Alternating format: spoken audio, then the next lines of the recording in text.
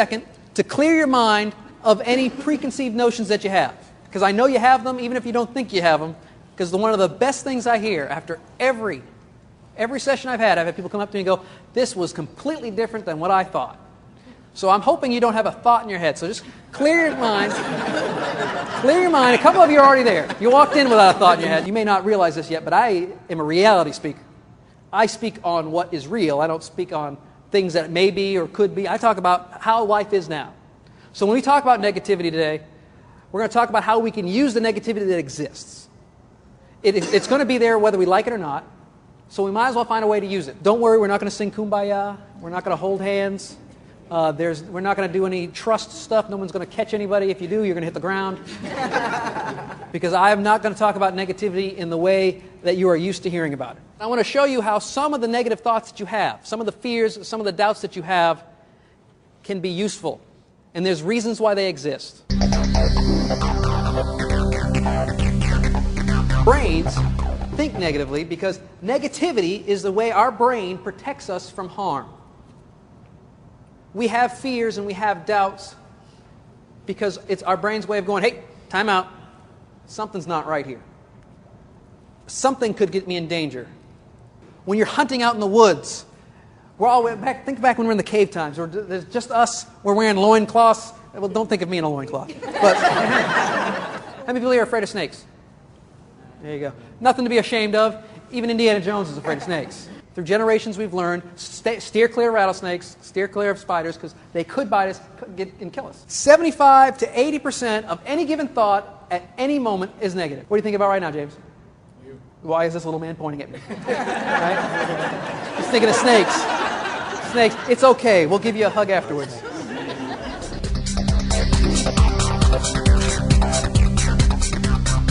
Our brains react to negative thinking and negative statements so much. It's called a negativity bias. And it's something I can prove. Let's take a look here. Sir, Sam, it's good to see you. Nice to meet you, sir.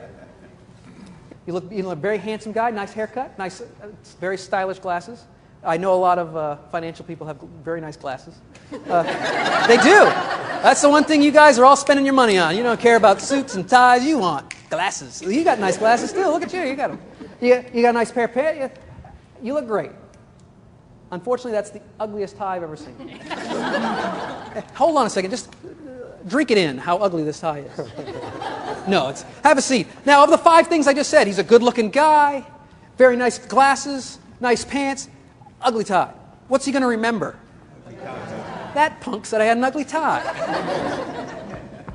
How many people here believe that with a positive attitude, you can do anything? No, of course not. There are some things you cannot do. I know that no matter how hard I work, no matter how much time and effort I put in, no matter how positive my attitude is, I can never be Miss America. Just can't do it. Don't say, oh my goodness. Don't say, oh my goodness. Lucille. Now, I looked up requirements to be Miss America, and unfortunately, I failed in a couple categories. Number 1, there's an age requirement. You have to be between the ages 18 and 26. I am 35. I am too old to be Miss America. Number 2, I'm married. Sorry, Lucille. She's like, thank God that rancid piece of meat's off the market. Maybe I can be Mr. America. Oh, there we go. Craig Price, Mr. America.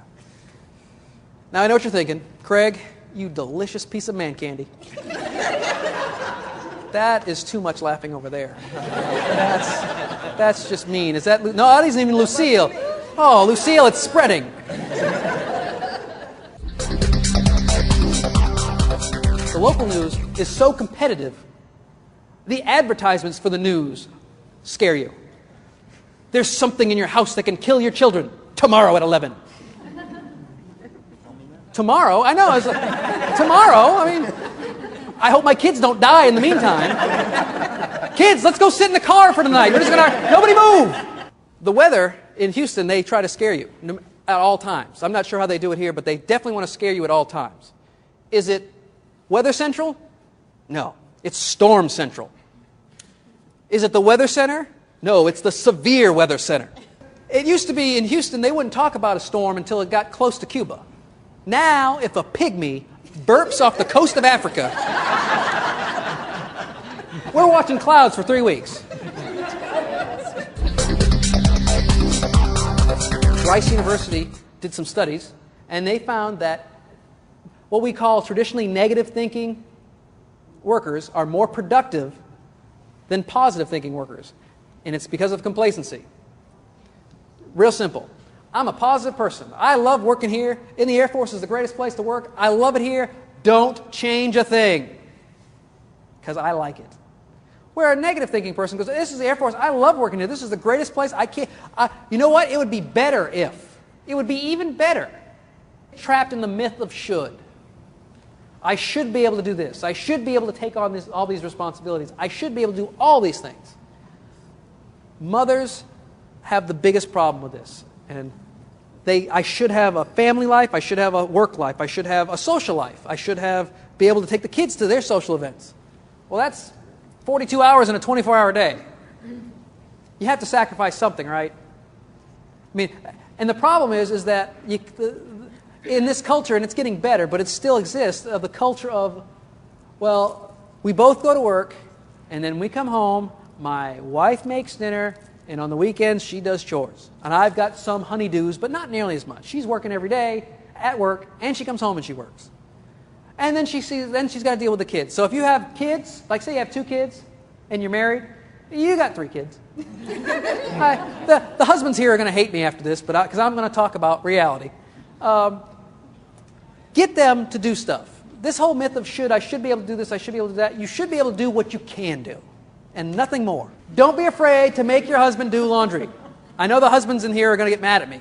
Husbands will screw up the first task you give them, so we don't have to do it again. We will, and it's spectacular. Oh, we screw it up so bad. We don't just kind of make a mistake, we destroy it. So, your husband should do some laundry. Get him to do. Don't give him a stunt load first. Don't give him anything red. Don't get anything you want to wear in public. Start him off with some towels. That way, if something happens, you have some rags. But start off with something. And don't let him near your bra. Learn this the hard way. Don't do the delicates. I tried to be a good person. And I threw all her stuff in the laundry, and in goes a bra, and it get washed, and it got in the dryer, and I pull out a twisted, mangled. I don't know what you guys have in your bras, but I think we should get some engineers on it, because there is some spectacular engineering going on. It's got like steel girders, and it's got kryptonite in it. I don't know what's going on there. And my wife pulls out this mangled mess, and she's like, "You expect me to wear this?" It lifts and separates. Negativity is just another tool. Think of it as another tool. Maybe you possess that tool. We all possess it. But maybe some are more willing to use it than others. But it's just another tool. You want to hang pictures on the wall. So we go looking through our toolbox, and we're going to look for a positive hammer. You put pictures up on the wall with a hammer, right? So positive hammer, and you pull out a negative screwdriver. Can you hang pictures on the wall with a screwdriver?